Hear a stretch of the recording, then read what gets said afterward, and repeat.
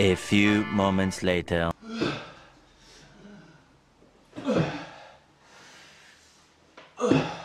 3 days later.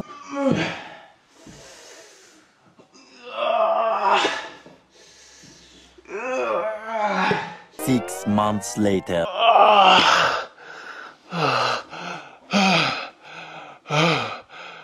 C'était dur. C'était long. Mais on y est arrivé. Oh. Le dernier voyage de Romain Quiro. Romain Quiro. Comme je le disais, Romain Quiro a d'abord commencé sa carrière, comme beaucoup de personnes, en travaillant sur des courts-métrages, des publicités et des clips pour la France et les États-Unis. Et il a fait cette publicité magistrale et rétro. Avec l'Overtray, plus besoin de porter votre plateau. En plus, vous trouverez de la place même quand il n'y en a plus. Ça y est, l'Overtray t'en va sortir. Est-ce que t'envoies des Overtray en 2021? Et au vu de ses expériences, il travaillera sur un documentaire en 2012, Un jour peut-être, une autre histoire du rap, accompagné d'Antoine Jonin. Rappelez-vous bien de ce nom. Bon, maintenant ça date et certains artistes ont changé, mais pour connaître l'histoire du rap et ses origines en France, c'est un bon commencement. Là, tu vois qu'il envoie toutes ses cartes et ce n'est que le début. Par la suite, il obtiendra le Grand Prix du jury pour le 4e Nikon Festival en 2013 pour son court-métrage Un vague souvenir. Et quel métrage! C'était une vraie vague de modernité pour sa mise en scène, son scénario original et ses effets spéciaux qui restent du grand art. Un vrai voyage entre réalité et imaginaire.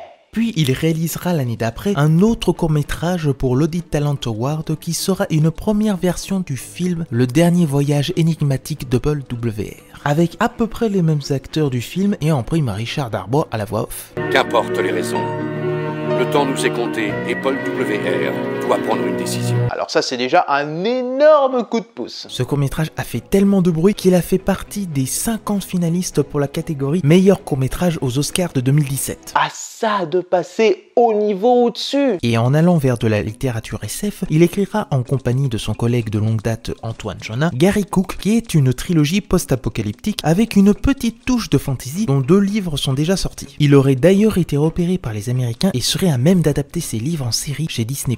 Donc à suivre. Et ils avaient tellement la folie des grandeurs qu'ils ont même sorti une bande-annonce sur le premier tome avec la voix du regretté Jacques France. Nous sommes prisonniers, piégés par une créature invisible, assoiffée de larmes et de sang.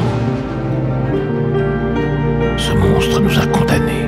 J'ai encore mal, mon petit cœur. Et après avoir travaillé sur un autre documentaire pour France 2 qui s'appelle Sans réseau, où cela présente une ville dans les Pyrénées qui est considérée comme une zone blanche où les réseaux mobiles n'existent pas et ne fonctionnent pas. Trump en sueur. Puis il aura enfin le budget en 2019 pour réaliser une version long métrage pour le dernier voyage de Paul W.R. Il aura en somme certains acteurs du court métrage avec en supplément Philippe Catherine et Jean Reno. Pitié qu'il soit de retour dans un bon film et qu'il joue bien, parce que ça fait quelques années qu'il me torture les méninges. À la scénarisation, on retrouvera toujours Romain Quiro en compagnie d'Antoine Jonin qui l'aidera avec un nouveau qui s'appelle Laurent Turner et qui a scénarisé... C'est merde. Bon ça va, il n'a pas fait que des bouses, donc on va dire qu'il est mi-figue, mi-raisin. So, wait and see. Et après avoir dû subir le Covid et la fermeture des ciné, il aura enfin la possibilité de sortir son bousin dans tout l'Hexagone le 19 mai 2021. Alors est-ce que ce film va être le renouveau de la science-fiction à la française? C'est ce que nous allons voir maintenant. Donc, qu'est-ce que j'en ai pensé?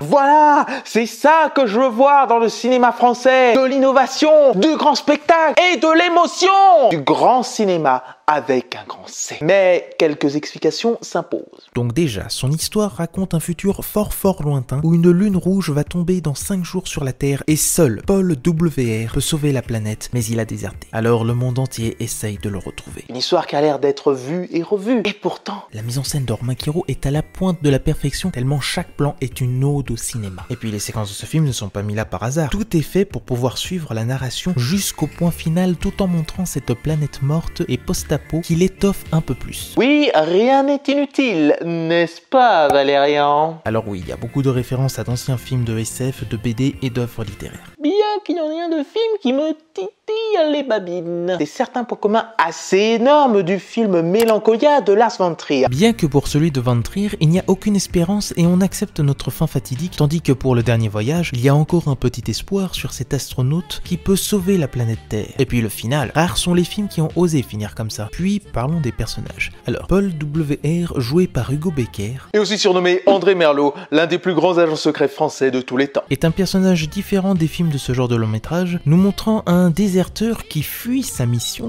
de sauver la Terre en faisant un road trip qui lui permettra de trouver une autre solution que de détruire la Lune Rouge. Becker arrive à insuffler sur ce personnage du mystère et de l'émotion qui recherche une quête, un but à sa vie. Et puis on comprendra par la suite qu'il est très lié à cette Lune Rouge. Alors, Hugo, c'est un très bon comédien, il peut jouer plein de choses, il est très technique.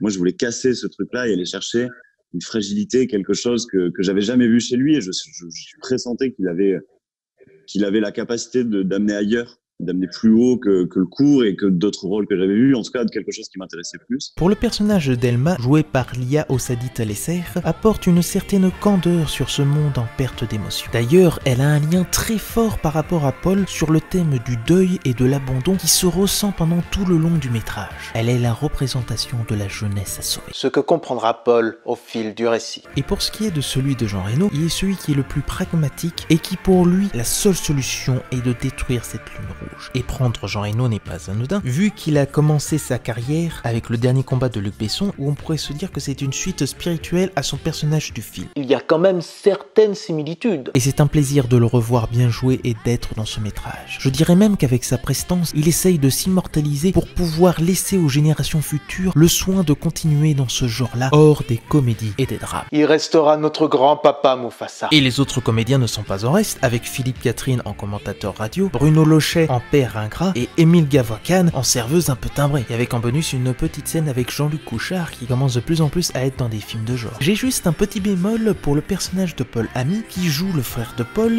et qui essaye d'avoir une carrure d'antagoniste mais qui malheureusement me fait à chaque fois rire quand il essaye d'écarter ses lèvres pour avoir un air menaçant tout en souriant. Désolé, mais son air intimidant ne prend pas avec moi. Après, on a un casting excellent. Et oui, le film n'est pas parfait pour autant. Il ne faut pas oublier que c'est un premier film. Et comme tout premier film, on fait des erreurs. Le rythme est des fois un peu bâtard et de ce fait, on n'arrive pas à avoir le temps de reprendre son souffle à certains moments du film. Ce qui fait que certains personnages ne sont pas assez étoffés et que pour certains, on va d'une scène à une autre en changeant trop vite d'émotion, ce qui fait qu'on n'a pas le temps de s'émouvoir pour la personne. Je trouve, à mes yeux, qu'il manque certaines explications pour comprendre cet univers fictif et aussi qu'on ne représente pas assez bien cette lune rouge. Il manque une certaine description. Ça aurait mérité 15 minutes de plus pour étoffer ce récit et ce monde. Mais voilà, il ne faut pas oublier qu'il n'a pas eu un énorme budget et qu'il a malheureusement dû faire des coupes. Et puis c'est toujours intéressant comment un court-métrage change en long-métrage. Il a essayé d'étirer le récit pour que l'expérience soit plus longue et plus belle, tout en changeant quand même un point central du court-métrage qui peut soit être une bonne ou une mauvaise idée. Ça me rappelle les courts-métrages de Quartz et de Chazelle qui, suite à des réécritures, ont pu réussir à créer une œuvre filmique phénoménale et impactante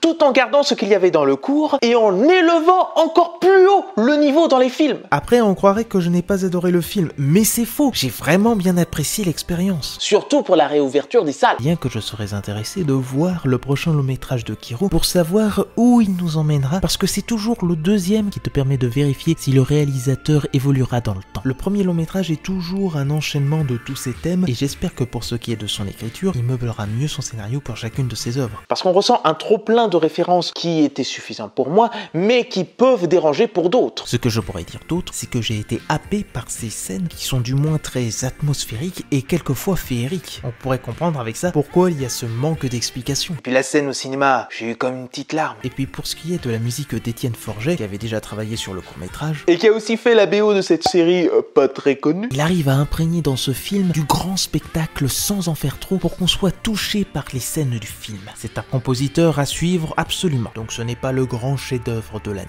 Je le mettrai pour l'instant 10e dans mon top 10. Mais je trouve qu'il apporte un certain espoir au genre de la science-fiction comme Blood Machines, qui prouve que nous, Français, on peut créer autre chose que des comédies potaches ou des drames réalistes si les producteurs nous en donnent les moyens et que nous, spectateurs, on aille les soutenir, parce que c'est irrecevable de dire que le cinéma français c'est toujours de la merde. Juste ayons l'envie d'aller voir au-delà du carcan habituel. Sur ce, je vous dis à la prochaine et je bonne mentionne les films que vous oubliez de mentionner. Et c'est bon de revenir Au cinéma!